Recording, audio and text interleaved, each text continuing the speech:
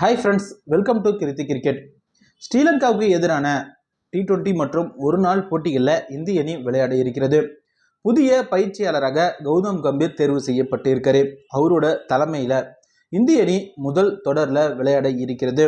இந்த தொடர் இந்திய அணிக்கு எந்த அளவிற்கு முக்கியமோ அதே போல கௌதம் கம்பீரோட பயிற்சியாளராக இது மிக மிக ஒரு முக்கியமான தொடர்.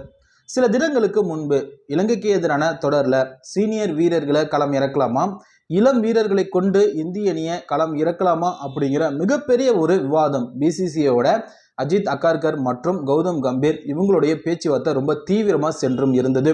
அதன்படி இலங்கைக்கு எதிராக களமிறங்கக்கூடிய அந்த T20க்கான ஒரு கேப்டனோட ஒரு டீமும் ஒன் டே தொடருக்கான ஒரு கேப்டனோட ஒரு டீமையும் இந்திய அணி பார்த்தீங்கன்னா இலங்கைக்கு அனுப்ப இருக்கிறது. பிசிசிஐ அந்த இரு தேர்வையும் வர ஜூலை 22 அல்லது 23ஆம் தேதி அறிவிக்க இருக்கிறது. முதல்ல 3 போட்டிகள் கொண்ட T20 தொடர் பார்த்தீங்கன்னா ஜூலை 26, 28, 30 இந்த தேதிகளில் முதல் 3 போட்டிகள் கொண்ட T20 தொடர் நடைபெற இருக்கிறது. அதைத் தொடர்ந்து ஆகஸ்ட் மாதம் 2, 4, 7 இந்த 3 தினங்கள்லையும் ஒன் டே தொடர் நடைபெற இருக்கிறது.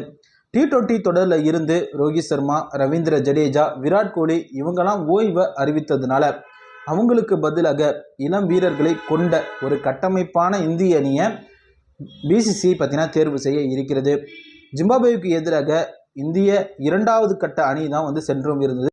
5 போட்டிகள் கொண்ட T20 தொடரில் 4 வெற்றியை பெற்று தொடரை கைப்பற்றியும் இருக்கிறது. இதில் நமது ஆல்ரவுண்டரா தமிழக வீரரான வாஷிங்டன் சுந்தர் மிக சிறப்பான ஒரு ஆட்டத்தை வெளிப்படுத்தி இருந்தார். அதனால ரவீந்திர ஜடேஜா இடத்திற்கு வாஷிங்டன் சுந்தருக்கு வாய்ப்பு அதிகமாகவே இருக்கிறது.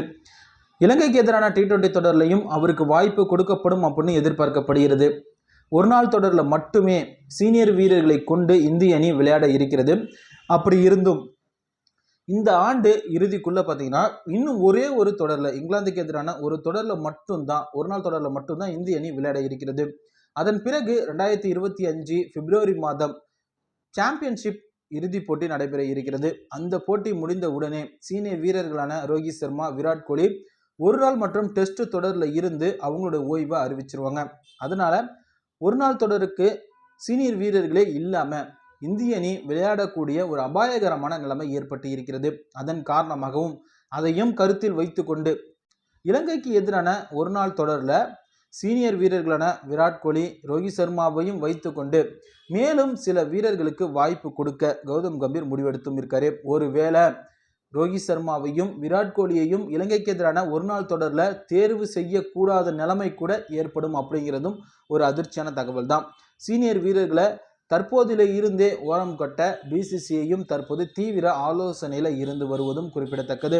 இன்னும் சில தினங்களில் இலங்கைக்கு எதிரான ஒரு நாள் மற்றும் T20 தொடருக்கான அட்டவணை, பிளேயருக்கான அட்டவணை வெளியிடப்படும். அது வெளியிட்ட உடனே நான் உங்களுக்கு போஸ்ட் பண்ணுறேன். தேங்க்யூ.